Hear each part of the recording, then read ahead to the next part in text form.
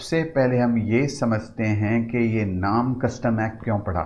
3 type के waterways हुए। Internal waterway custom act 1878, land custom act. Department कहेगा नहीं, इसको हम क्लासिफाई करेंगे टेबल वेयर, किचन वेयर और other house hold article of plastic and it will be chargeable at the rate of what 9%। SSC, ये importer exporter, ये person कहेगा नहीं सर, कोई हमारे घर में आए, आने से पहले उसने हमारी दरवाजे की घंटी बजाई, टिंग। अब होगा क्या, सबसे पहले हम क्या करेंगे, उसको देखेंगे। हाँ भैया क्या काम है।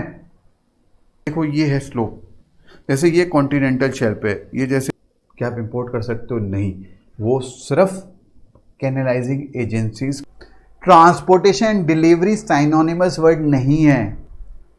Movement is a part of what, transportation. Goods को रात में एक चोर चोरी करके ले जाता है। अब वर्ड यहां चोरी नहीं बोला गया, जब मैं कहूं चोरी तो स्टील, यहां वर्ड क्या बोला गया, पिलफ्रेज। अगर उस समय शुल्क कलेक्ट होते थे, वो भी कहां, सिटी गेट्स पे करता है, तो उसके लिए उसने वहां के जो इतनी लंबी लैंड फ्रंटियर है।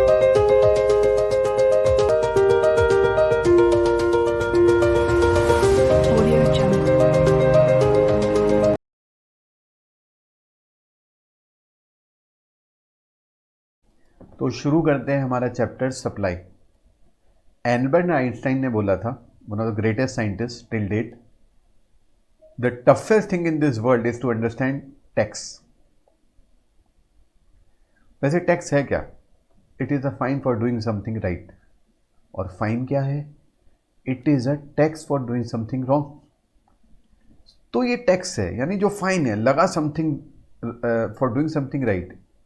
ये क्यों लगा, क्योंकि एक इवेंट अराइज हुआ। इस इवेंट को कहते हैं टैक्सेबल इवेंट, जिसके कारण के जीएसटी लगा। तो मैंने पूरे जीएसटी के यूनिवर्स को अराउंड 6 पार्ट में ब्रेक करा हुआ है, बाद में मैं 1 पार्ट और बढ़ा दूंगा। तो पहले हम उस 6 पार्ट्स को, उस 6 हेड्स को समझने की कोशिश करते हैं। तो सबसे पहले, जैसे अभी मैंने बोला, एक टैक्सेबल इवेंट हुआ। That taxable event was what, supply, जिसके कारण जीएसटी लगा।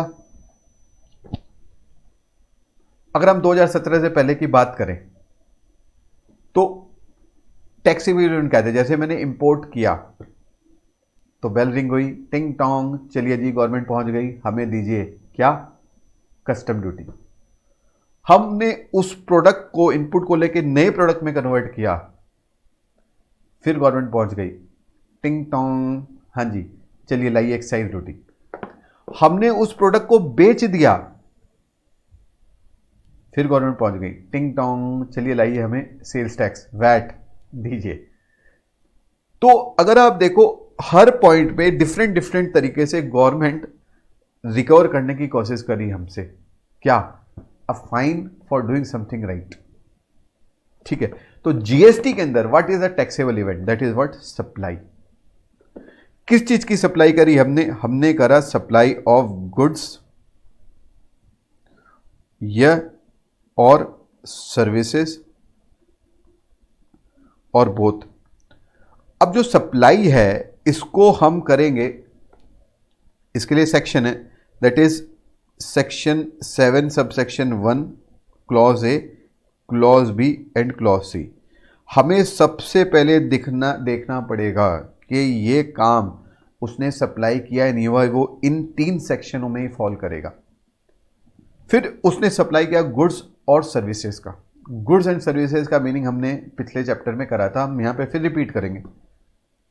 अगर कंफ्यूजन हो कि ये गुड्स है या सर्विसेज है, बिफोर आवर जीएसटी बड़ी फाइट होती थी स्टेट गवर्नमेंट और सेंट्रल गवर्नमेंट में। मरता कौन था, एसएससी। रीजन भी, कोई कोई ऐसे प्रोडक्ट होते थे जिसके अंदर कोई ऐसी चीज़ होती है जिसमें बड़ा कन्फ्यूजन होता था, ये गुड्स है ये सर्विस कंपोनेंट। जैसे एग्जांपल है, सबसे सिंपलेस्ट एग्जांपल, आप खाना खाने के लिए गए, अब मैंने एक प्रोडक्ट लिया, कुछ चीज़ें ली और उसको प्रिपेयर किया और फूड बनाया और सर्व कर दिया। अब इसमें गुड्स भी दे रहा हूँ, सर्विस भी दे रहा हूँ। सेंट्रल गवर्नमेंट कहती है मुझे मुझे मेरा टैक्स दे दो जितना सर्विस कंपोनेंट है, स्टेट गवर्नमेंट कहती है मुझे मेरा टैक्स दे दो जितना गुड्स कंपोनेंट है। वो बेचारा हमेशा कंफ्यूज ही रहता था एसएससी कि भाई कितना पोर्शन गुड्स है कितना पोर्शन सर्विस है। ये वर्क कॉन्ट्रैक्ट होता था, इसमें बड़ा कंफ्यूजन रहता था। कि और सिंपल से एग्जांपल हो, आप गए फोटोग्राफी के लिए, फोटोग्राफर ने फोटो खींची, सर्विस क्या थी, उसने जो भी डायमेंशन लेके एक फोटो खींची, फिर उसके बाद में जो उसने निकाल के प्रिंट दिया वो क्या था, गुड्स। यानी सर्विस और गुड्स कंपोनेंट क्या थे, कंबाइन थे। तो इन सभी इश्यूज पे बहुत डिबेट हुआ करते थे, बड़े सारे लिटिगेशंस होते थे। अब गवर्नमेंट कहती है हमें उस इशू में लिटिगेशन में नहीं जाना कि ये गुड्स है या सर्विस है, हमें कोई फर्क नहीं पड़ता, हमें तो जीएसटी चार्ज करना है, बट वो आइदर गुड ट्रीट होगा या सर्विसेज ट्रीट होगा। तो जहां ऐसा कंफ्यूजन हो तो फिर सेक्शन 7(1)(a) पिक्चर में आ गया। सेक्शन 7(1)(a) अराउंड 18 एलिमेंट्स बताता है, जहां पे कंफ्यूजन हो तो उसको या तो गुड्स मानोगे या सर्विसेज, वो डिस्कस करेंगे। कभी कभी जो सप्लायर ने बंडल बना के बेचा, किस चीज़ का बंडल, या तो 2 गुड्स का या 2 सर्विसेज का या गुड्स या सर्विसेज का, तो इसको कहते हैं कॉम्पोजिट सप्लाई या मिक्स सप्लाई। ये चीज़ हम सेक्शन 8 में करेंगे, दैट इज कॉम्पोजिट और मिक्स सप्लाई। तो इस चैप्टर में हम ये करने वाले हैं। अब टैक्सेबल इवेंट हुआ, उसके बाद क्या हुआ, लेवी हो गई, यानी ड्यूटी लग गई। तो हमें लेवी के अंदर हम देखेंगे, अगर वो इंट्रा स्टेट सप्लाई है तो सेक्शन 9 ऑफ सीजीएसटी एक्ट कहता है कि आप सीजीएसटी चार्ज करोगे, और अगर इंटर स्टेट सप्लाई है तो section 5 of the IGST act कहता है इस पे आप क्या करोगे, आईजीएसटी चार्ज करोगे। क्लियर। यहां पे मैं और एक सबसेट करवा देता हूं कि कभी कभी ड्यूटी चार्ज नहीं हुई, अगर प्रोडक्ट क्या हो गया, अगर प्रोडक्ट एग्जेम्प्टेड हो गया। तो पहले चीज हुआ, एक इवेंट हुआ, उसके बाद क्या हुआ, लेवी हुई।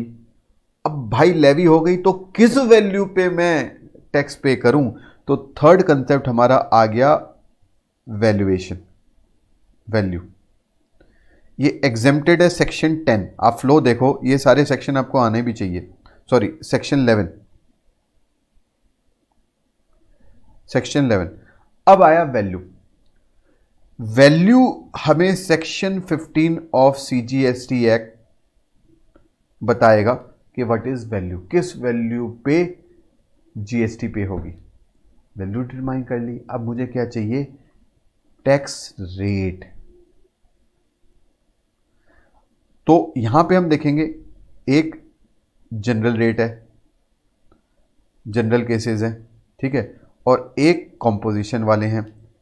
कॉम्पोजिशन वाला है हमारा कौन सा, सेक्शन 10। तो सबसे पहले क्या हुआ, टैक्सेबल इवेंट हुआ, फिर लेवी हुई, फिर हमें वैल्यू चाहिए, फिर हमें क्या चाहिए, टैक्स रेट चाहिए। अब आया हमारा टैक्स कलेक्शन का समय। तो पॉइंट ऑफ सप्लाई हमें बताएगा किस समय टैक्स कलेक्ट करेगी गवर्नमेंट। तो इसके लिए आपके आए सेक्शन 11, सेक्शन 12, सेक्शन 13 और सेक्शन 14, 3 सेक्शन आए। अब हमारा लास्ट मैंने आपको बताया था 6 पॉइंट में 6 सेट मैंने ब्रेक किया है, 1 2 3 4 5 मार हो गया। अब आया पेमेंट का समय। अब जब मुझे पे करना है तो ये 3 तरह के लोग टैक्स को पे करेंगे। एक मतलब हु विल पे, एक हुआ हमारा क्या, फॉरवर्ड चार्ज, एक हमारा हुआ क्या, रिवर्स चार्ज वाले केस, एक हुआ हमारा व्हाट, ई कॉमर्स ऑपरेटर। अब उसे टैक्स पे करना है, उससे पहले उसके लिए उसको सबसे पहले क्या करना पड़ेगा, रजिस्ट्रेशन करवाना पड़ेगा। तो हम रजिस्ट्रेशन का कंसेप्ट यहां देखेंगे। रजिस्ट्रेशन करवा के अब मैं नेचुरल है एक इनवॉइस तभी मैं रेस कर पाऊंगा, तो इनवॉइस का पूरा चैप्टर आ जाएगा यहाँ पे। अब इनवॉइस करके इसके बाद अब अकाउंट्स एंड रिकॉर्ड्स मेंटेन करूंगा, तो मैंने अकाउंट्स एंड रिकॉर्ड्स मेंटेन करे। इस चैप्टर, ये चैप्टर में हम अकाउंट्स एंड रिकॉर्ड्स का सारे एलिमेंट समझेंगे। उसके बाद अब क्या आएगा, मैं फाइनली पे करूंगा, पेमेंट ऑफ टैक्स। तो हम यहाँ समझेंगे पेमेंट ऑफ टैक्स, और फिर उसके बाद में क्या करना पड़ेगा, रिटर्न फाइलिंग करनी पड़ेगी, और फिर आया व्हाट, रिफंड। इसमें और एक 6+ में कराऊंगा, डिमांड, अपील, वो सारे प्रोविजंस को लिंक कराऊंगा। अभी एज ऑफ नाउ हमारा स्ट्रक्चर बना क्या, ये है हमारा पूरा स्ट्रक्चर। टैक्सेबल इवेंट हुआ, लेवी हुई, वैल्यू चाहिए, रेट चाहिए, कलेक्शन होगा, और फिर उसके बाद में पेमेंट होगा। और अगर स्ट्रक्चर भी देखो, सेक्शन 7, सेक्शन 8, 9, 10, 11, 12, 13, 14, 15, अभी तक के लिए इतना ही मोर देन इनफ है। ठीक है। अब जो ये चैप्टर है, ये आप इतना सा जो ये देख रहे हो, ये हाफ पेज के लगभग, इसको समझने में हमें कम से कम 3 से 4 क्लास लग जाएंगे। ठीक है। ये इतने से वर्ड्स, यहाँ पे एक एक वर्ड हमारे लिए इंपॉर्टेंट है और रेलेवेंट है। इसके में पूरे वो इनडेप्थनेस तक डिग करना एक एक वर्ड को, ग्रैनुअर लेवल तक, कि क्या इनका मीनिंग या इंटरप्रिटेशन निकल के आता है। तो पहले मैं एक स्ट्रक्चर डेवलप करवा देता हूँ।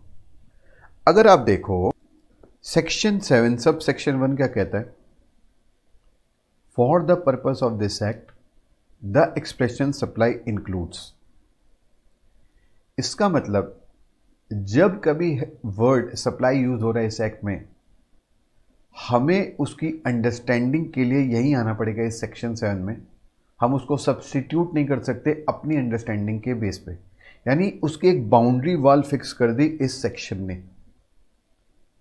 यहां वर्ड सप्लाई मीन्स, ये सप्लाई मीन्स एंड इंक्लूड्स, ये सप्लाई शैल मीन, ये सप्लाई शैल इंक्लूड्स नहीं है। यहां सिर्फ वर्ड क्या है, सप्लाई इंक्लूड। उसका रीजन है ये वर्ड यूज करने का। वो जब अभी तो हम एक स्ट्रक्चर बना रहे, फिर और डिटेल डिस्कशन जब करेंगे तो एक एक वर्ड को इवैल्यूएट करेंगे।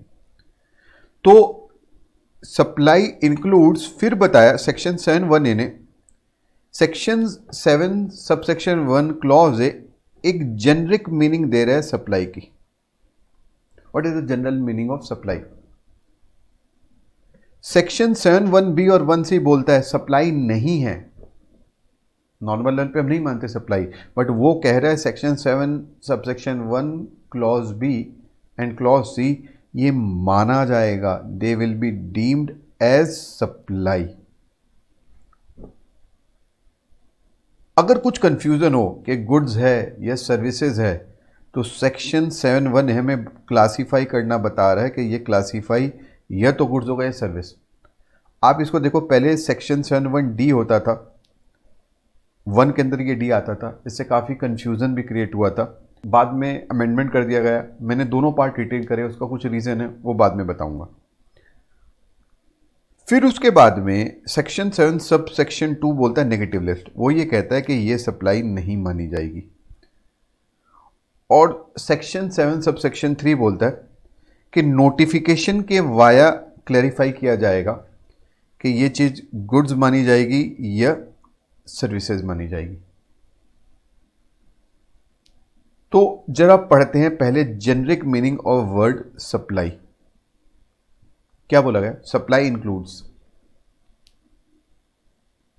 All form of supply of goods और सर्विसेज और बोथ। मैं रुक जाता हूं, सप्लाई इंक्लूड्स, फिर बोला ऑल फॉर्म ऑफ सप्लाई। अरे सप्लाई तो बता दो, नहीं बताया गया। पहले एक डेफिनेशन होती थी एक्साइज में, मैन्युफैक्चर। उस डेफिनेशन को क्रिस्टलाइज होने में 18 ईयर्स लगे थे। आज तक मुझे वो डेफिनेशन याद है, कितने दिन लगाएंगे होंगे इसको समझने में। Manufacture include any process incidental और ancillary to the completion of manufacture product. फिर मैं रिपीट कर रहा हूं, मैंने क्या बोला? Manufacture include any process incidental और ancillary to completion of manufacture product. फिर एक सेकंड लाइन होती थी, which is specified in relation to any goods by way of section और chapter note to the schedule to the CETA as amounting to manufacture. अगर ध्यान दे manufacture को define करने में डिफाइन नहीं करे व्हाट इज मैन्युफैक्चर। मैन्युफैक्चर में word क्या यूज किया हुआ है, manufacture include any process incidental और ancillary to the completion of manufacture product. ये hardly 3-4 line, it took 18 years to crystallise के मैन्युफैक्चर है क्या। कोर्ट में केस होते रहते थे इशू में, ये मैन्युफैक्चर है नहीं है नहीं है। सेम केस इसके साथ होने वाला इस डेफिनेशन के साथ। स्टार्टिंग इंक्लूड से हुआ, हमने ईयू से, यूरोपियन यूनियन से इतना कॉपी पेस्ट मारा हुआ है। हमारे लॉ कितने सारे इंग्लैंड बेस्ड होते हैं, बट हमने वहाँ से जो वहाँ के लॉ की मैच्योरिटी थी उसको इनकॉर्पोरेट नहीं किया। मैंने ईयू वैट और ये सब भी पढ़े थे, उसके अंदर स्टार्टिंग में सप्लाई मीन्स से स्टार्ट होता है, एटलीस्ट कुछ एलिमेंट डिफाइन किया गया, फिर उसके बाद में इंक्लूसिव करा गया। बट यहाँ गवर्नमेंट पहले वर्ड से स्टार्ट क्या कर रही है, वो चाहती है डिबेट हो, लिटिगेशन हो, सबको बेनिफिट है। सीएस को बेनिफिट है, लॉयर्स को बेनिफिट है, ये टीचर्स को भी बेनिफिट है, ठीक है। For the purpose of the expression of this act the expression supply includes, बोलता है क्या supply includes all form of supply, supply includes all form of supply. तो बता दो तो सप्लाई क्या है। फिर एक इलस्ट्रेटिव सी लिस्ट बता दी, such as all form of supply of goods और सर्विसेज और both, such as sale, transfer, barter, exchange, licence, lease, rental, disposal. 8 element बोले उस इलस्ट्रेटिव लिस्ट में। अब हमें एक एक एलिमेंट का मीनिंग समझना है। जैसे सेल एंड ट्रांसफर में क्या डिफरेंस हुआ बताएं, बार्टर एक्सचेंज में क्या डिफरेंस हुआ, लाइसेंस अलग चीज़ है, लीज पे लिया ये रेंट पे लिया, इनमें क्या डिफरेंस हुआ, डिस्पोजल में क्या मीनिंग हुआ डिस्पोजल का। फिर वर्ड बोला मेड और एग्रीड टू बी मेड, अब इन दो वर्ड का क्या डिफरेंस हुआ। फिर वर्ड बोला गया फॉर अ कंसिडरेशन, कंसिडरेशन का मीनिंग तो हमने किया हुआ है, अब हम और डिटेल में यहां करेंगे। By a person in course and furtherance of business. मैंने ऊपर अगर आप देखो लिखा है this is the generic meaning of supply. तो जरा पहले एक एक एलिमेंट को समझते हैं जिससे हमें और बेटर अंडरस्टैंडिंग आए। फर्दर एक चीज और देखो, ये जो 8 एडजेक्टिव्स यूज हुए हैं इनके मीनिंग टेपर ऑफ होते जाते हैं इन एब्सोल्यूटनेस। मतलब जैसे सेल देखो एब्सोल्यूट ट्रांसफर, फिर absolute transfer of the ownership, फिर ट्रांसफर देखो तो थोड़ा कम हुआ, लास्ट में आके डिस्पोजल हो गया। अब पहले हम मीनिंग समझने की कोशिश करते हैं सेल एंड ट्रांसफर में क्या डिफरेंस है। सेल एंड ट्रांसफर दोनों ही वर्ड यहां पे डिफाइन नहीं करे गए जीएसटी एक्ट में। दो sale word maximum VAT laws में डिफाइन थे बट यहां पे डिफाइन नहीं किया गया, बट इसकी मीनिंग बड़ी इजीली अंडरस्टैंडेबल है। Sale is what, transfer of ownership in goods by one person to another for cash, deferred consideration और एनी अदर वैल्यूएबल कंसिडरेशन। अब इस पे थोड़ा और एक एग्जांपल लेना। मिस्टर ए का काम था चोरी करना कार की। मिस्टर ए ने कार को चोरी किया और बेच दिया। वेदर दिस इज सप्लाई, बताओ। मैं जो वर्ड यूज करना चाह रहा हूं, whether illegal activity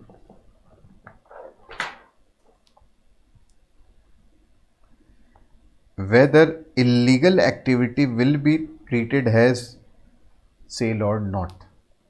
As per me, yes. But अगर मैं बात करूं प्रोहिबिटेड एक्टिविटीज की, जैसे मिस्टर ए कोई नारकोटिक्स ड्रग्स में डील करता था और उसको बेचता था, क्या मैं उसको सप्लाई बोल सकता हूं? क्या मैं उसको कह सकता हूं क्या उस पर जीएसटी चार्ज हो सकता है क्या? एज पर मी, जो मेरी अंडरस्टैंडिंग है, answer is no. Prohibited activity won't be allowed, उसको सप्लाई नहीं मानेंगे, बट इलीगल एक्टिविटी को सप्लाई माना जाएगा। सेकेंड वर्ड बोला गया, और नॉर्मल अगर सेल की मैं बात करें, फॉर एग्जाम्पल मैंने एक लैपटॉप मैन्युफैक्चर किया और देर आफ्टर उसको सेल कर दिया। जैसे ही मैंने इनवॉइस बनाई, I have done what, I have transfer the ownership, तो ये सप्लाई के अंदर डेफिनेशन में फॉल कर जाता है। अगर मैं ट्रांसफर की बात करूं, इसमें कुछ जने ऐसे इंटरप्रेट करते हैं स्टॉक ट्रांसफर, ब्रांच ट्रांसफर। अगर आप देखो, अगर मैं कहूं स्टॉक ट्रांसफर या जैसे ब्रांच ट्रांसफर हुआ फॉर अ कंसिडरेशन, तब तो यहां आएगा। बट अगर ब्रांच में मैंने जैसे कंपनी ने अपनी ब्रांच को ट्रांसफर किया विदाउट कंसिडरेशन, तो फिर सेक्शन 7 सबसेक्शन 1 क्लॉज ए में फिर फॉल नहीं करेगा। ट्रांसफर का मीनिंग क्या हुआ? ट्रांसफर में हो सकता है ओनरशिप ट्रांसफर हो या ना हो, राइट इज राइट में भी ट्रांसफर, ट्रांसफर में इवन द सेल वर्ड भी इंक्लूड हो जाता है। Extinguishment of right, relinquishment right, ये भी सारे ट्रांसफर में आ जाते हैं। अब अगर आप देखो, जैसे मैंने एक एग्जांपल लेते हैं, एक ऑटो एक्सपो होना था, मैंने अपनी फैक्ट्री से एक प्रोडक्ट को ट्रांसफर कर दिया ऑटो एक्सपो में for demonstration purpose, whether it will be covered under section 1 subsection 1 clause ए और नॉट। क्या ये सप्लाई है? क्या यहाँ मैंने राइट ट्रांसफ़र किया था? नहीं, मैंने सिर्फ क्या किया है, मैंने गुड्स को अपने यहाँ से ले जाके एक जगह जहाँ डेमोन्स्ट्रेशन था वहाँ पे ट्रांसफ़र कर दिया, मैंने किसी को वहाँ राइट्स नहीं दिया है। तो वो उस सेंस में यहाँ ट्रांसफ़र यूज़ नहीं हो रहा है। ट्रांसफ़र में यहाँ मीनिंग क्या है, जब राइट्स ट्रांसफ़र हो गया, ये ओनरशिप ट्रांसफ़र भी इसमें आ जाता है। राइट्स ट्रांसफ़र का एग्जांपल लो, मेरे पास एक जीरोक्स मशीन है, मैंने किसी कंपनी को राइट दे दिया यूज़ करने के लिए 2 महीने के लिए, पर मंथ मैं उससे 50,000 रुपये चार्ज करता हूँ। तो this is what transfer of the rights to use that asset. फिर वर्ड आया बार्टर एंड एक्सचेंज। अगर देखो, बार्टर में सिर्फ काइंड इन्वॉल्व होता है, इसमें 2 वैल्यूज आती है, सॉरी 2 सप्लाई आती है और वैल्यू नॉन डिटर्मिनेबल होता है। जैसे एक एग्जांपल लें, मैंने नीचे दिया हुआ भी है,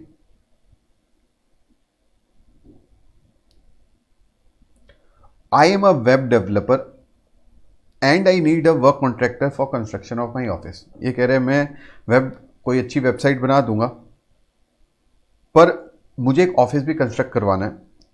ये टेक्नीशियन कहता है मैं आपका वो ऑफिस कंस्ट्रक्ट कर दूंगा, आप मेरी वेबसाइट डेवलप कर दो। अब यहां क्या है, बार्टर हो रहा है। इसके अंदर सबसे पहले तो हमें वैल्यू डिटरमाइन करनी पड़ेगी। वैल्यू क्या है,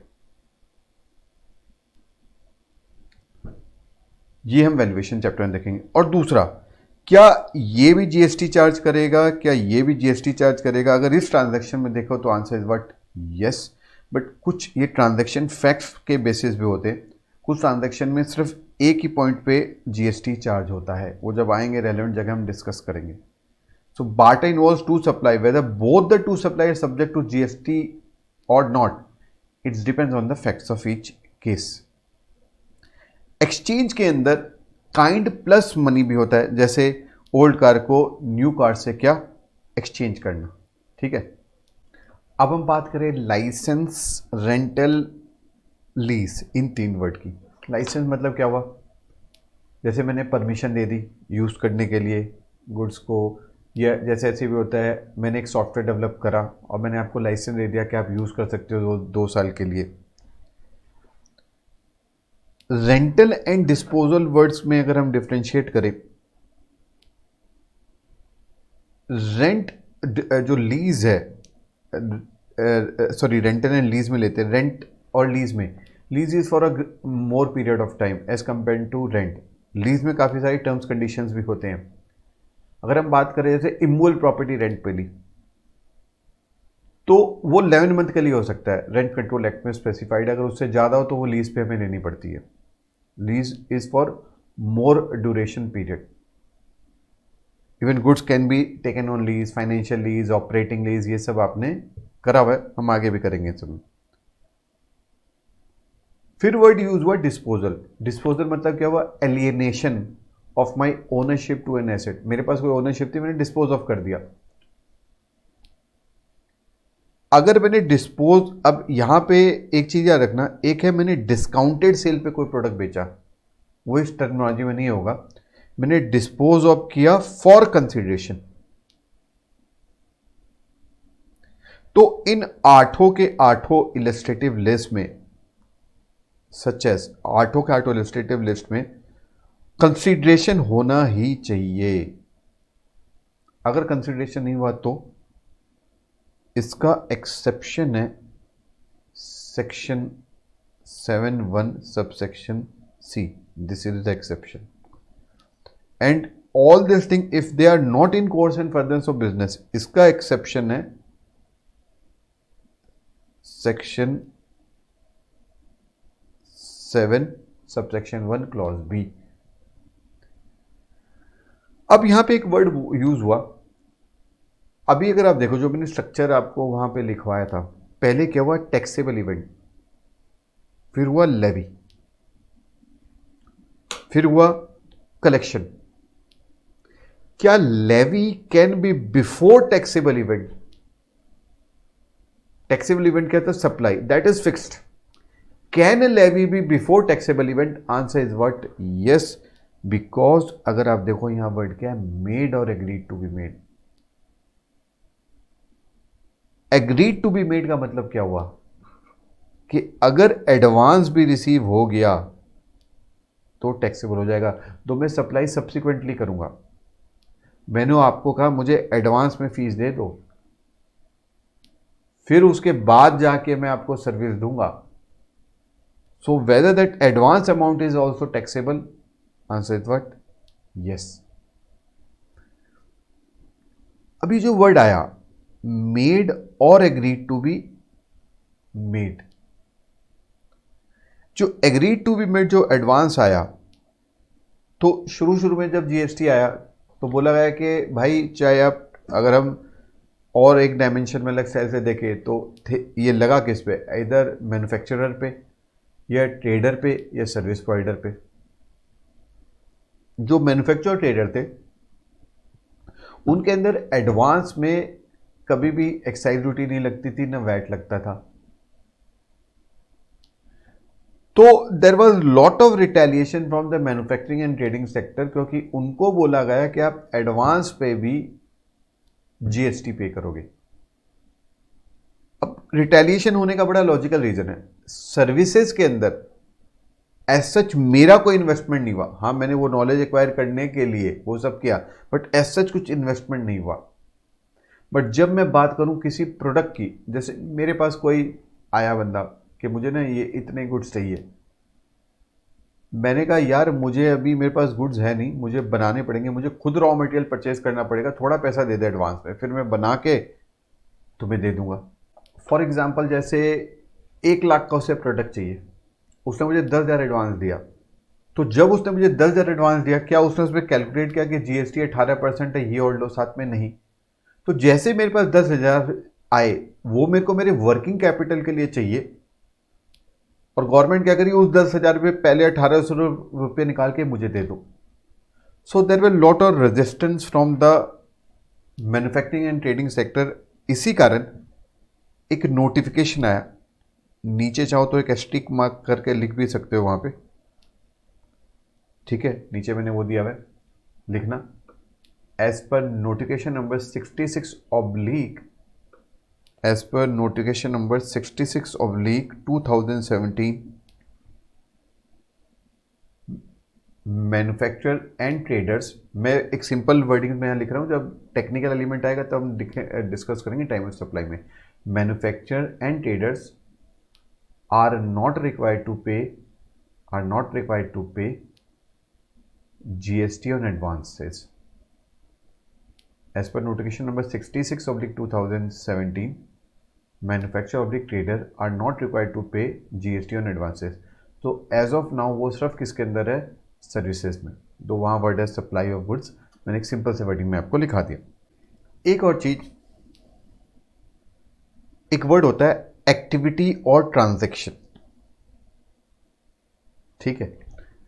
जैसे एक्साइज ड्यूटी मैन्युफैक्चरिंग एक्टिविटी पे लगती थी, अगर आपने एक बार मैन्युफैक्चर कर दिया तो लायबिलिटी तो आप पे अराइज हो गई, आपको पे करनी पड़ेगी, चाहे बाद में प्रोडक्ट डिस्ट्रॉय हो जाए, आग लग जाए, लायबिलिटी हो चुकी है आपकी, क्योंकि आपने वो एक्टिविटी कर दी। That is what the activity of manufacture. Sales tax जो होता था, वैट जो होता था, that was on transaction of sale जो लगता था, ठीक है। सर्विस टैक्स की डेफिनेशन के अंदर दो वर्ड एक्टिविटी यूज था, बट वो था ट्रांजैक्शन स्पेसिफिक। जब मैं वर्ड ट्रांजैक्शन बोल रहा हूं, इसका मतलब क्या, डुअलिटी का कंसेप्ट आ गया, दैट शुड बी 2%। अब अगर मैं बात करूं जीएसटी के अंदर, तो सप्लाई की डेफिनेशन सेक्शन 7(1) किसकी बात कर रहा है, ये ट्रांजैक्शन स्पेसिफिक है और एक्टिविटी स्पेसिफिक है। क्या है ये, जैसे ही मैं ट्रांजैक्शन कहता हूं डुअलिटी का कंसेप्ट आ जाता है क्या ये, ट्रांजैक्शन स्पेसिफिक। और अगर सेक्शन 7(1) को डिग करो, दो यहां 8 ये एडजेक्टिव्स यूज हुए, बट इनमें से मेजर एम्फेसिस गुड्स पे अगर आप देखो, जैसे सेल ऑफ गुड नहीं हो सकता, सॉरी सेल ऑफ सर्विस नहीं हो सकता, ट्रांसफर ऑफ सर्विस नहीं हो सकता, हाँ बार्टर हो सकता है सर्विस के अंदर, यर देयर कैन बी सर्विस। ये सब गुड्स का है, ये गुड्स का है कि मैंने आपके लिए क्या, अभी जो मैंने वेब डिजाइनर की बात करी, एक्सचेंज ऑफ सर्विस भी नहीं हो सकता, गुड्स का ही हो सकता है। हाँ लाइसेंस मुझे कंपोनेंट मिल सकता है, जैसे सॉफ्टवेयर की हमने बात करी, यहाँ हो सकता है गुड्स का भी या सर्विसेज का भी, गुड्स तो खैर है ही उन सब में। रेंटल, अब जरा इस कंसिडरेशन वर्ड को थोड़ा और डिटेल में डिग करते हैं। जैसे for example,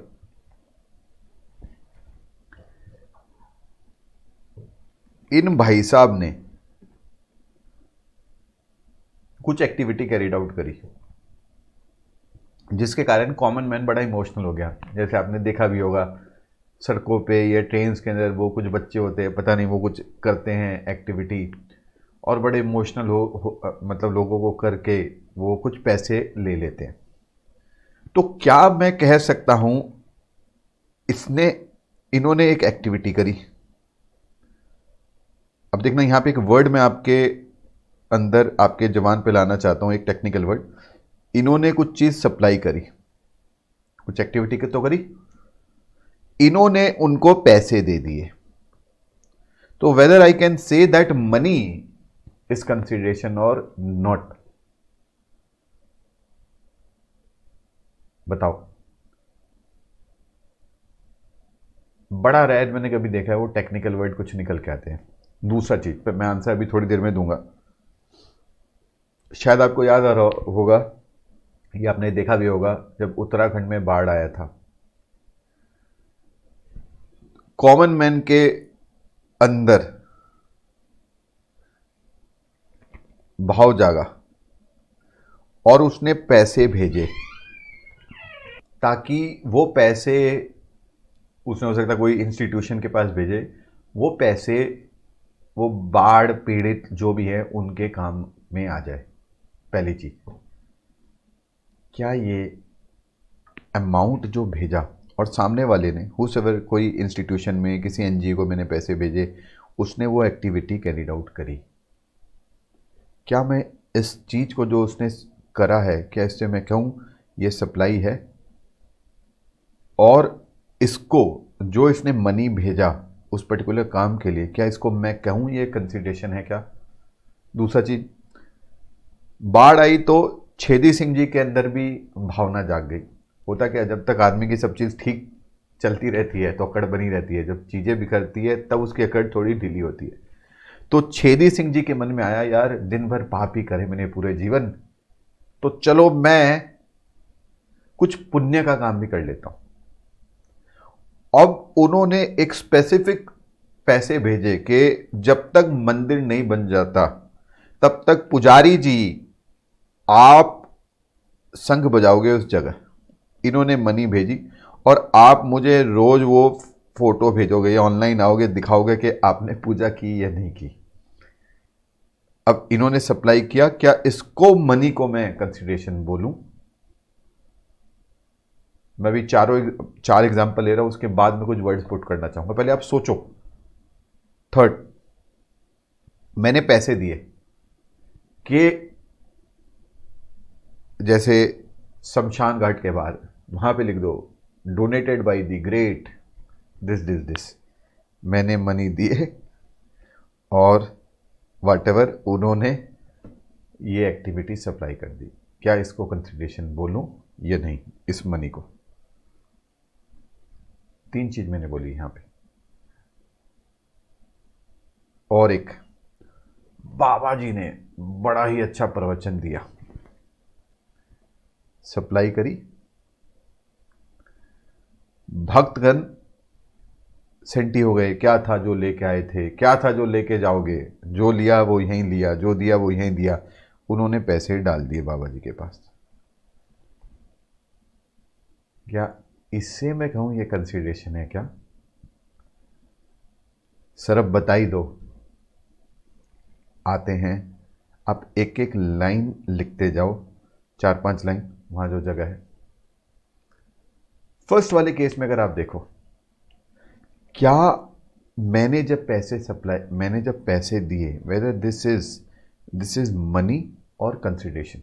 answer it is simply what? Receipt of money. That is the difference between receipt of money and receipt of consideration. दूसरा जो एलिमेंट है, अगर आप देखो पहले वाले केस के अंदर, अगर इसको एक वर्ड बोलूं तो इसने सिंपली क्या दिया है? एक जनरल डोनेशन दिया। इसने बोला कि लोगों के बाढ़ पीड़ितों के काम के लिए आए, तो इसको बोला general donation.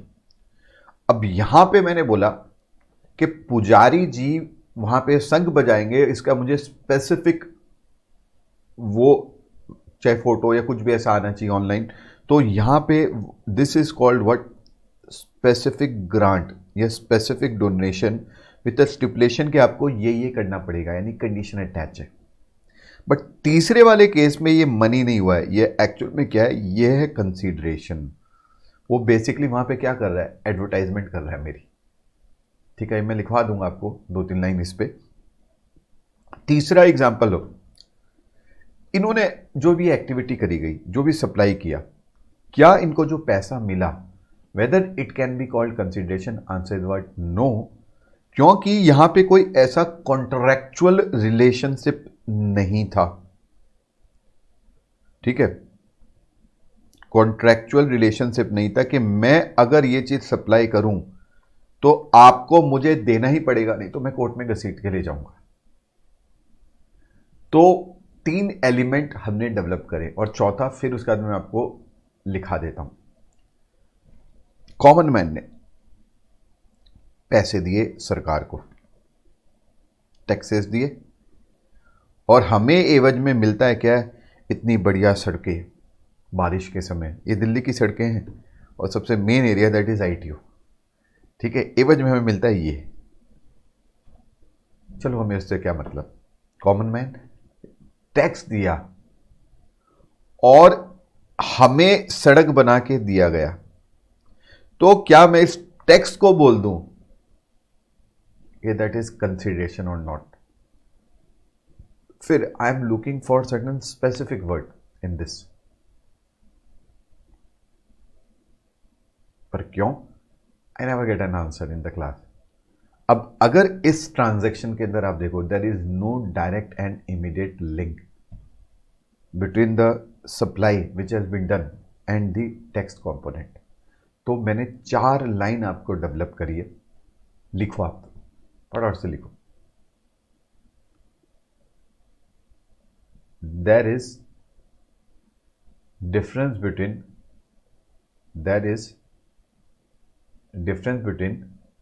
receipt of money and receipt of consideration. Receipt of money and receipt of consideration.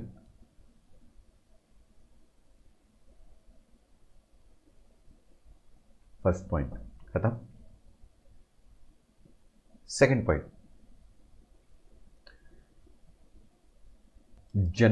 General grant given, grant मतलब वही डोनेशन, और अ स्पेसिफिक ग्रांट गिवन, और a specific grant given with a stipulation regarding the usage of the funds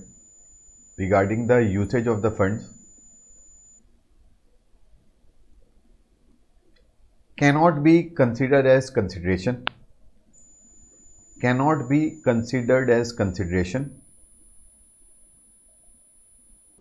however where charitable organization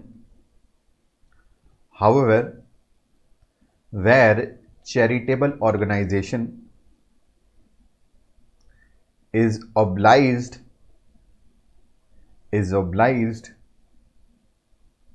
to provide something in return,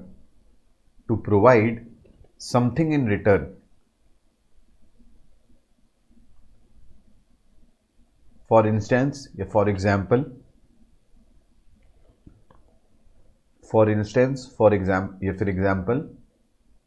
display or advertise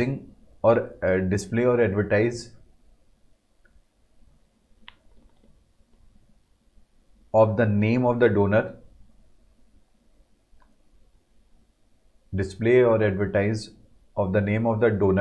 in a specified manner,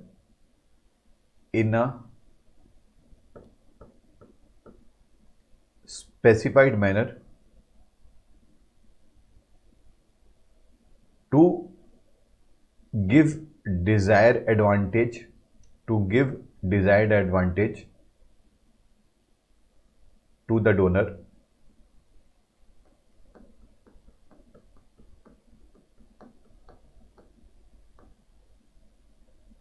In such case, the money paid will be treated as consideration.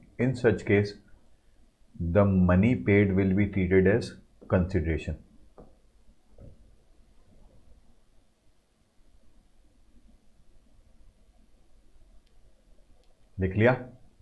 इस वाले example का लिख लेना, consideration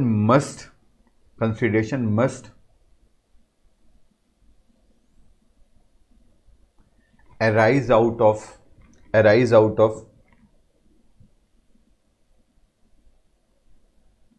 contractual relationship. Consideration must arise out of contractual relationship and must have a reciprocity. तो जब मैंने प्रवचन दिया और उसके अंदर डिफाइंड था कि मैं प्रवचन तभी दूंगा जब तुम्हें पैसे देने पड़ेंगे, तो yes, then it becomes a case of consideration. Last, hopefully आपने लिख लिया. There must be direct and immediate link between the receipt of money and the supply made.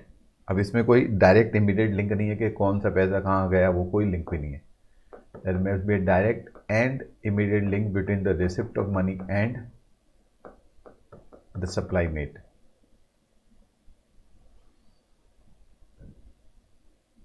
ठीक है.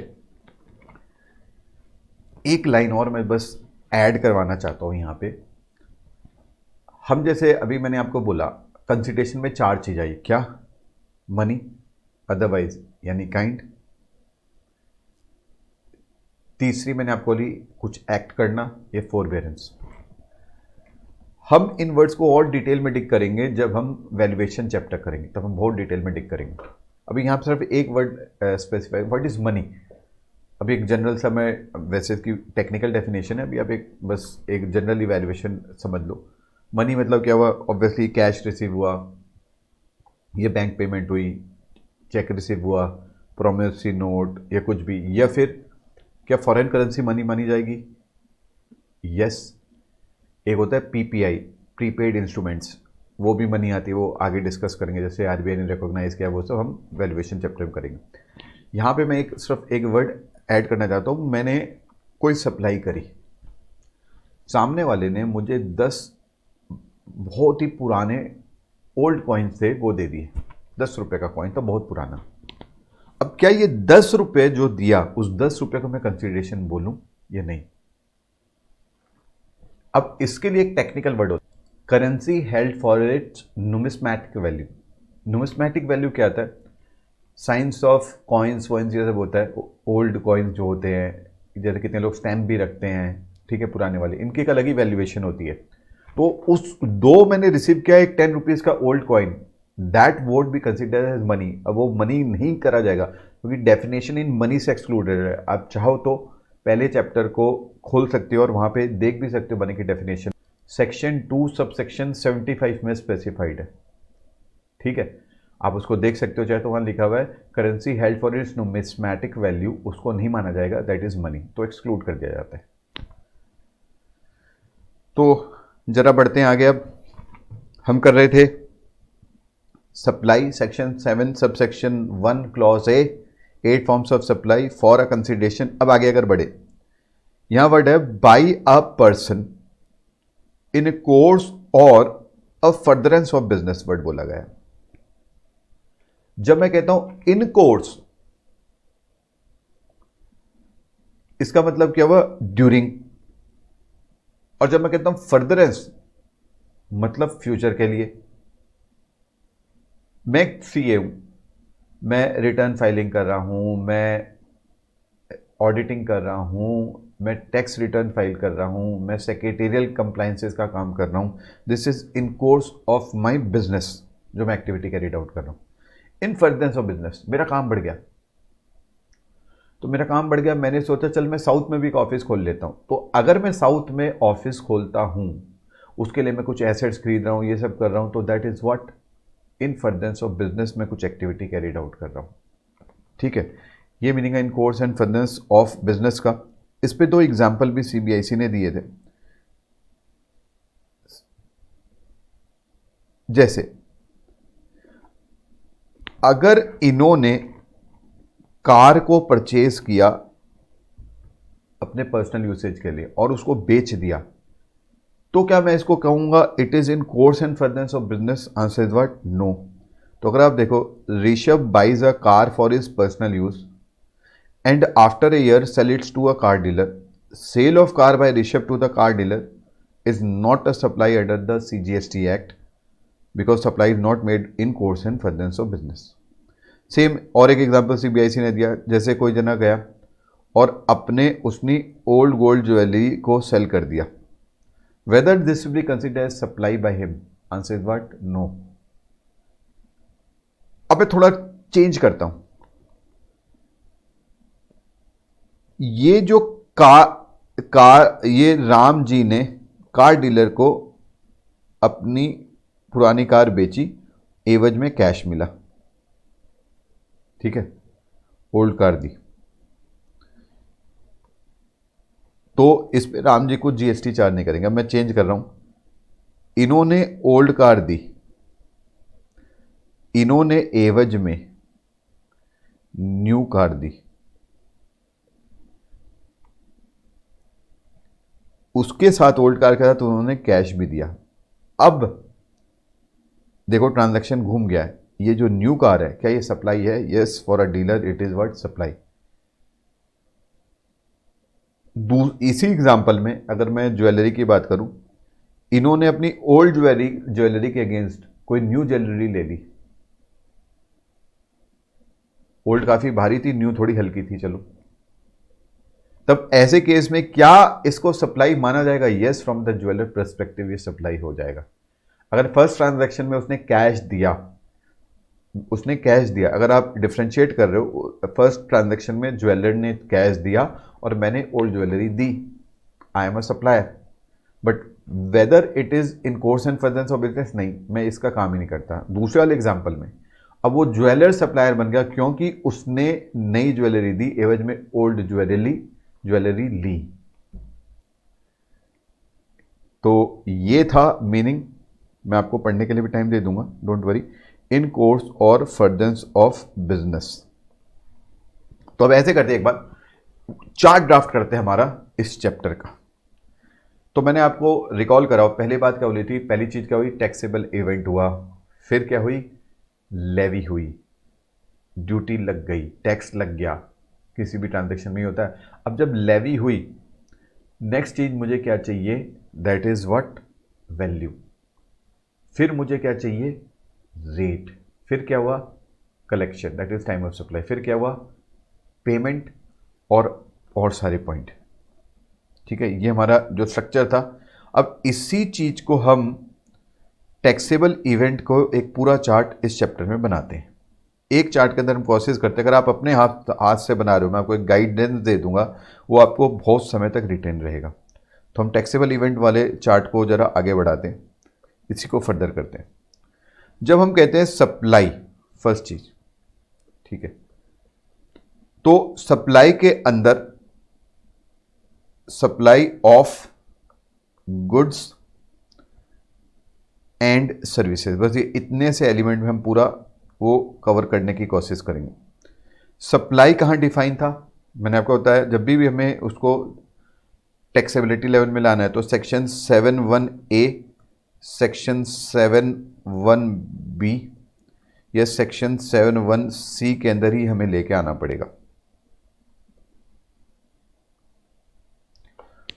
और अगर गुड्स एंड सर्विसेज में कुछ कंफ्यूजन हो तो लॉ ने क्लियर कट बता दिया। पहली एलिमेंट क्या बताया, दैट इज सेक्शन 7(1) सबसेक्शन ए।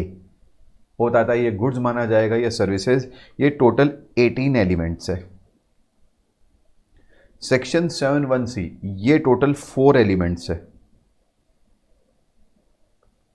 यहां पे ये 1 एलिमेंट्स है और यहां ये 8 इलस्ट्रेटिव एलिमेंट दिए हुए। ये चैप्टर आपका बेस है, इसमें हम काफी टाइम लेंगे ताकि एक एक वर्ड यहां आपके टेस्ट पे डेवलप हो जाए, तभी वो आगे काम आएगा। ये हमारा बेस है चैप्टर। अब सेक्शन 7 ने हमें क्या बताया, अगर हम सेक्शन 7A के अंदर जाएं तो पहली चीज उसने बोली 8 illustrative form. Supply includes, supply shall include नहीं, supply shall mean and include नहीं, सप्लाई शैल मीन नहीं, ठीक है, सिंपली बोला सप्लाई इंक्लूड्स क्या, all form of supply of goods such as, यानी definition is very broad. 8 element specify करें, क्या स्पेसिफाई करें, सेल, मेरे साथ रिपीट करें, चाहे मैं आपको नहीं देख रहा, आपको ये वर्ड्स आने चाहिए। Sale, transfer, barter, exchange, lease, licence, rental, disposal, 8 element आए। ठीक है, लिखना चाहो वो लिख लेना वहां पे आप। और ये चार्ट बनाने की जब कोशिश करो, sale, transfer, barter, exchange, licence, lease, rental, disposal. फिर उसके बाद में सेकंड एलिमेंट क्या था, मेड और एग्रीड टू बी मेड।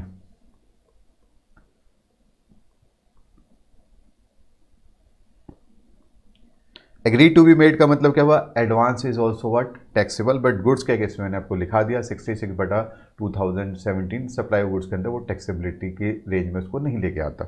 बाकी detail discussion time of supply करेंगे। थर्ड एलिमेंट, फॉर कंसिडरेशन, इसमें हमने 4+2 एलिमेंट करे, क्या, एक्ट, इवन 3 भी कोई कह सकता है, एक्ट मतलब sorry money, otherwise, act, forbearance. फिर उसके बाद में एक्सक्लूड क्या था, आपका सब्सिडी बाय गवर्नमेंट और डिपॉजिट्स, न्यूमिस्मेटिक वैल्यू एक वर्ड मैंने यहां डाल दिया। फिर it should be in course और फर्दरेंस ऑफ बिजनेस, एमसीबी।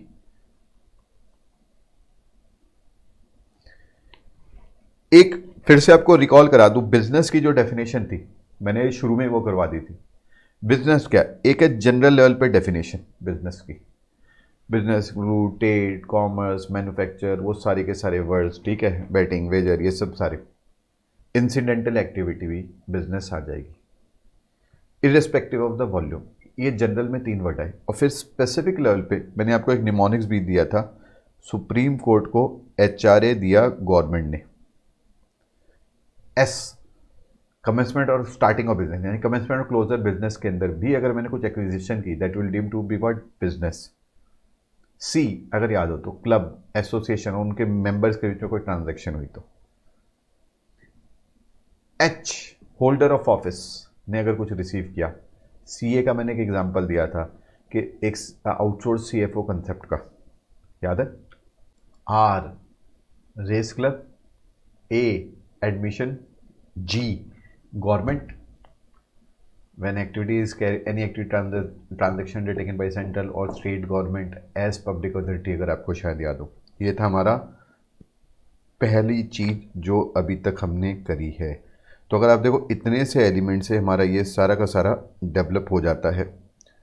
अब इंस्टीट्यूट इसमें और भी कुछ चीज़ें ऐडअप करता है कि इस पूरी डेफिनेशन को जब ब्रेक किया सेक्शन 1A को, तो इंस्टीट्यूट ने इसको ब्रेक किया। पहला, that should be supply of goods और सर्विसेज। दूसरा, it should be made for consideration in course and furtherance of business and it should be made by a taxable person. अब taxable person अगर supplier है तो recipient may be a taxable person और he may not be a taxable person, इससे कोई फर्क नहीं पड़ता। But if recipient is not a taxable person, तो भाई फिर जीएसटी की चार्ज की बात ही नहीं है, फिर हम क्यों आगे डिस्कशन भी करें। तो वो सप्लाई नहीं माना जाएगा अगर वो टैक्सेबल पर्सन नहीं है। याद रखना यहाँ वर्ड टैक्सेबल पर्सन है, न के रजिस्टर्ड पर्सन, ठीक है। और शायद आपको डेफिनेशन भी याद होगी टैक्सेबल पर्सन की, a person who is registered और लाइबल टू बी रजिस्टर्ड, ठीक है। और टैक्सेबल सप्लाई होनी चाहिए। तो मैंने यहां तक करवा दिया है आपको पूरा, तो यहां तक आप पढ़ लेना, फिर उसके बाद हम आगे बढ़ेंगे, ठीक है। यहां तक आप पढ़ लेना, मैं आपको 5 मिनट दे रहा हूं, आप एक बार पढ़ लो ताकि आपके दिमाग में ये बैठ जाए। और वो चार्ट बनाना चाहो तो आप चार्ट बना लो। I am giving you 5 minutes for this thing, फिर हम आगे बढ़ेंगे।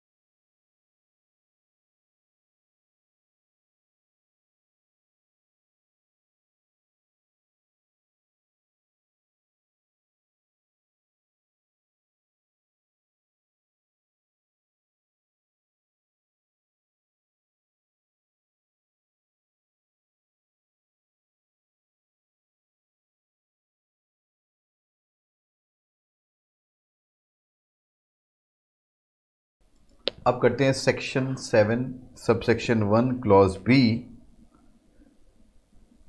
Section 7 subsection 1 clause B basically क्या बात कर रहा है? फॉर एग्जांपल किसी ने बाहर से सर्विसेज इंपोर्ट करी,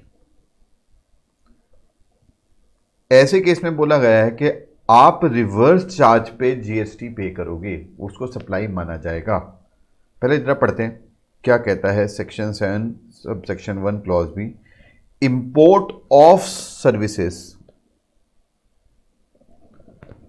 फिर बोला गया for consideration whether not in course and furtherance of business. पहला तो इससे क्वेश्चन निकल के आता है गुड्स कहां गया, गुड्स क्यों नहीं है? क्या गुड्स हम इंपोर्ट करेंगे तो क्या उसको सप्लाई नहीं माना जाएगा? अगर आप गुड्स इंपोर्ट कर रहे हो तो वो हमारा कस्टम एक्ट के तहत गवर्न होगा, इसलिए यहां पे नहीं बोला गया। सेकंड वर्ड क्या बोला गया? अगर इंपोर्ट और सर्विस अगर आपने किया तो ऐसे केस में रिवर्स चार्ज में आपको जीएसटी मतलब सप्लाई माना जाएगा और आपको जीएसटी पे करना पड़ेगा। ये जब सर्विस टैक्स में ये आया था तो इसकी कॉन्स्टिट्यूशनल वैलिडिटी भी चैलेंज हुई थी। मुझे याद है वो केस होता था, ग्लिफ इंडस्ट्रीज का था, पब्लिशिंग हाउस था, यूके की कंपनी थी, उसने चैलेंज इस बेस पे किया था कि मुझे वहां यूके में भी टैक्स पे करना पड़ा और मुझे यहां पे भी पे करना पड़ा है। तो ये एक आर्टिफिशियल एलिमेंट क्रिएट करा गया है टैक्सेशन का। टेक्निकली तो जो सप्लाई कर रहा है, ये उस समय जो सर्विसेज प्रोवाइड कर रहा है उसको पे करना चाहिए टैक्स, न कि रिसिपेंट को। तो फिर कोर्ट ने वही हेल्ड किया था, नहीं ये आर्टिफिशियल नहीं है। अगर शायद आपको याद हो extra territorial operation first chapter में वर्ड बोला था, अगर कनेक्शन स्टैब्लिश कर दिया जाए तो टैक्सेबल हो सकता है। रीजन बिंग गवर्नमेंट उसको तो कंट्रोल नहीं कर सकती, क्यों? सप्लायर जो है वो आउटसाइड इंडिया है, उसको कंट्रोल नहीं कर सकती। रिसिपेंट इंडिया में है, इसको कंट्रोल कर सकती है, इसलिए बोला गया है कि रिसिपेंट पे करेगा इस वाले केस में। अब एक और वर्ड यहां वर्ड आ रहा है वेदर और note in course and further business. ऐसा क्यों? हम किसके पर्सपेक्टिव में देख रहे हैं? सप्लायर, जो सप्लायर वो आउटसाइड इंडिया है, वो जो सर्विसेज सप्लाई कर रहा है, अगर इंडिया में अगर फर्ज करें यही एग्जांपल अगर हम यह बात करें, इन्होंने जो रिसिपेंट था, इन्होंने अगर इंडिया में ही सर्विसेज ली होती, इंडिया से किसी सप्लायर से सर्विसेज ली होती, तो क्या ये हम देखते कि ये जो रिसिपेंट है, ठीक है, ये पर्सनल पर्पस के लिए यूज कर रहा है, ये बिजनेस पर्पस के लिए? हम तो सिंपल क्या करते, इनको पकड़ लेते और बोलते भाई जीएसटी दो। सेम केस इन्होंने जब आउटसाइड इंडिया जिस बंदे ने ये सर्विसेज सप्लाई करी, अब हम ये उसमें नहीं देख रहे कि वो किसको दे रहा है, वो पर्सनल पर्पस के लिए यूज कर रहे हैं बिजनेस में।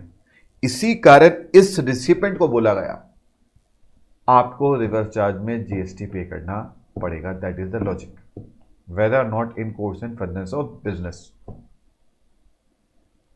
तो सेकेंड एलिमेंट के अंदर अगर आप देखो, इसको थोड़ा सा एक ना मैं और इलेबरेट कर दूंगा अभी।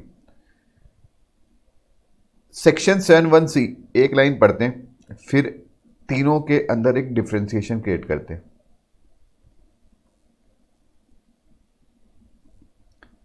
The activity specified in Schedule 1 made or agreed to be made without consideration। यानी इसके अंदर हम 4 एक्टिविटी अभी पढ़ेंगे जिसके अंदर even if it is without consideration तो भी टैक्सेबल होगा। अगर हम सेक्शन 7(1)(a)(b)(c) को कंपेयर करें तो कुछ ये स्ट्रक्चर निकल के आता है।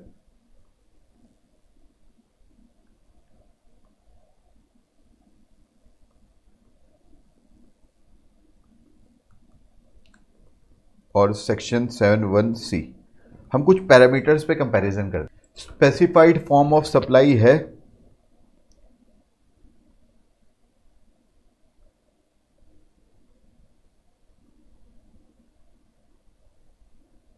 अगर आप देखो यस यस यस, पहले में 8 रिलेटिव लिस्ट बोली, दूसरे में एक है हमने देखा इंपोर्ट और सर्विसेज, ठीक है, और तीसरे में आप अभी करोगे दूसरा एलिमेंट जिसको कहते हैं बिजनेस टेस्ट। क्या पहले में business whether it should be in course and further of business, answer what yes. दूसरे में हो या ना हो कोई फर्क नहीं पड़ता, तीसरे में यस। तीसरा आया हमारा कंसिडरेशन टेस्ट। क्या इसमें है पहले में? यस। क्या दूसरे में है? यस। क्या तीसरे में है? नहीं। चौथा आया सप्लाई मेड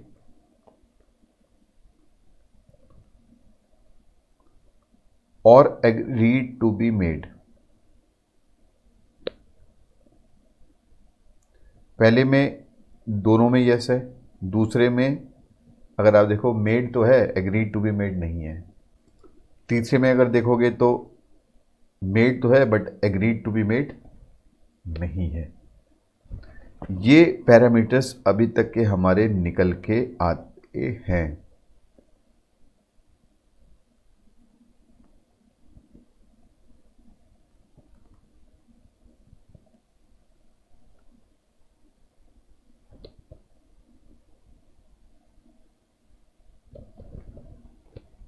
ठीक है, ये भी कहीं बनाना चाहो तो आप बना सकते हो। 1 मिनट दे रहा हूं मैं, आप बना लो।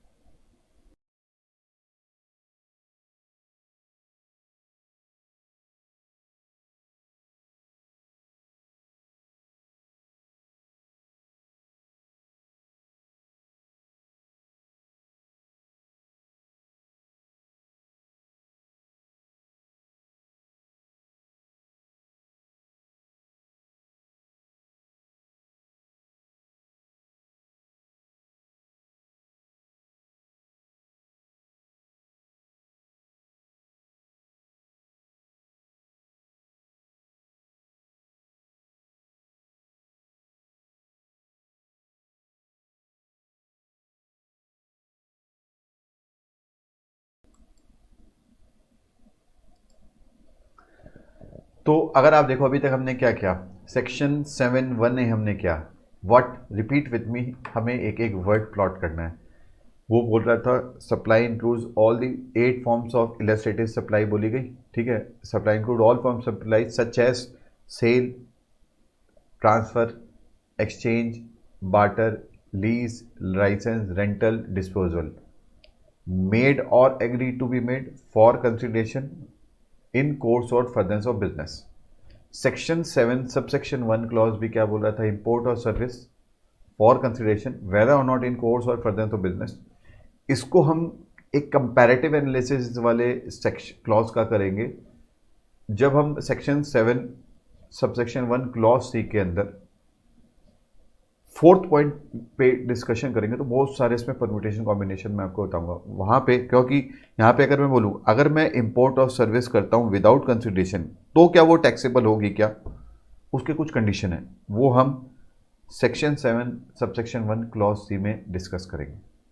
तो अभी नया नया बैच स्टार्ट हुआ है, नई नई क्लासेस स्टार्ट हुई, तो ब्रेक ले लेते हैं। धीरे धीरे आपको आदत हो जाएगी तो फिर 2 घंटे बाद ही लिया करेंगे। ठीक है, तो अभी हम ब्रेक लेते हैं।